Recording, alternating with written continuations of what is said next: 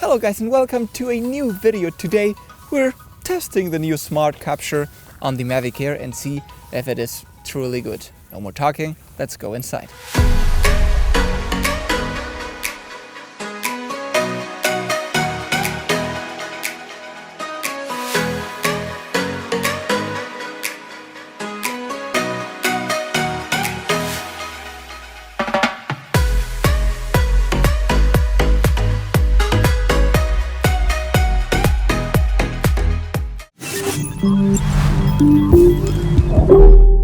Well guys, welcome. This is Alex Asmacher again and we're with the Mavic Air here and we're gonna tell you a little bit about the smart capture. One of the things here that is interesting is that you could do the smart capture on the Spark without a controller or a phone, but here you do need at least one of both. In the case of the controller, by clicking or hitting twice the FN button, the function button, you'll enter that smart capture mode, or otherwise you get into the app and select on the intelligent flight modes the smart capture mode. So when you enter the intelligent flight mode of the smart capture, the first thing it says, it gives you a small check guide, a guide that you can actually follow with all the different instructions and all the different things you can do with your hand in order to use the drone. So once you hit here OK, you will see on the screen that it starts tracking. The camera already just went up, and the first thing you have to do is just to put one hand like this in front of you and it will start hovering.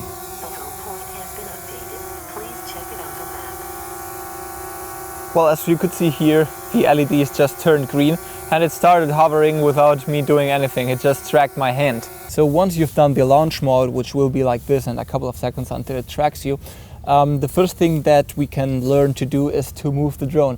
And actually it's pretty simple. Once you're like this and it has tracked your hand, if you go either left or right or up and down, you'll see that the drone is actually doing the same moves that you're doing with your hand.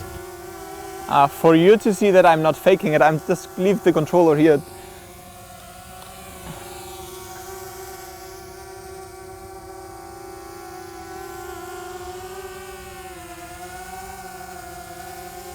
Good boy.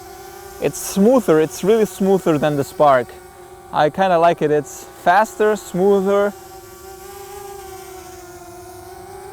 Oh, look at this, Chivo. Cool. Just kidding. What? He didn't lose me, so this is pretty good. Please, by the way, as I'm doing here the Albus Dumbledore thing, please leave a like for Chivo also on the camera, and remember to subscribe, please, to the channel to show us your support. Thank you for everything you've been doing in the last months. It's been amazing. Well, now the next thing, and it's one of my favorites, is it's the push and pull. For that I need both hands, so I'm gonna leave the controller right here. And in order to fly the drone farther away from you or closer, you have to put both hands like this, and once you separate them and you do like this, you'll see that the drone will go farther away from you. It will go like a couple of meters back. And once you do like this, you put the hands back together, you'll see that the drone comes closer again. This is quite nice because, you know, I love doing this. I thought it had to be progressive, but it's just doing like this. It goes back. Just open the arms, not progressive. For taking a selfie, all you have to do is this gesture, the V gesture, the victory mode, and victory gesture, sorry. Within 7 meters of the drone, you'll have to do like this, and it will track your fingers. And let me read this before I say it wrong. The head LEDs will slowly flash red for 2 seconds and then flash quickly for 1 second when it is about to take a photo. Once the photo is taken, the LEDs will just turn off. Now, the video recording, all you have to do also within 7 meters in front of the drone, you have to do this gesture right here and it will start recording. The front LEDs will turn away and it will start recording. One thing here, it has to record at least 10 seconds and then you can move around. If it has tracked you, you can move, run, it will follow you. Once those 10 seconds at least are over, all you have to do is again stand in front of the drone, do the same gesture again, and you'll see that it will stop recording and the LEDs will also turn away here. Yeah, it's filming. And it's also following me.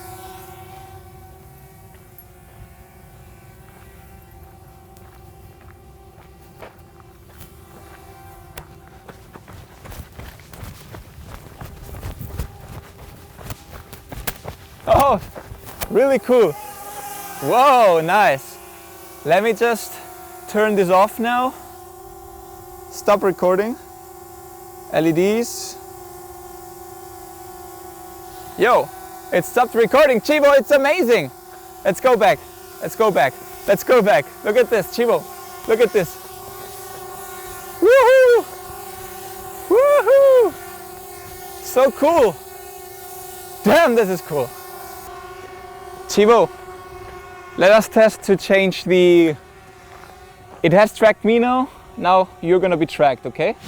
Thank you for being here, Chivo McKinnon. So the thing here is, if the drone has me tracked and I've been doing all the moves and all that stuff, and I want him to be tracked and not me anymore, all I have to do is put down my hand and he will be raising his hand.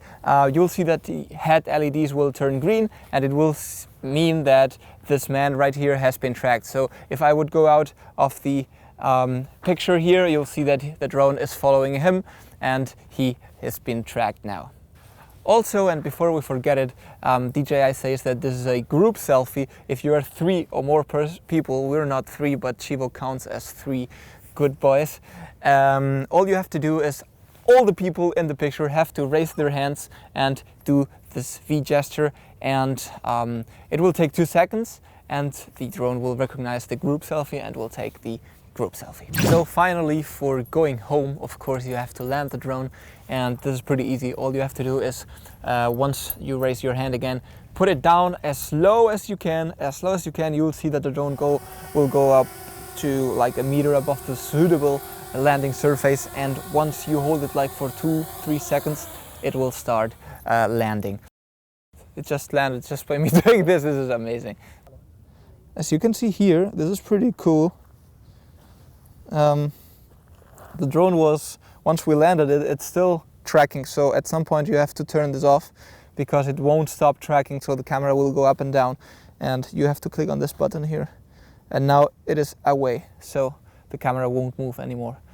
Just remember, this is important, I didn't know it, you have to exit the smart capture mode once you land the drone. Don't forget to do this.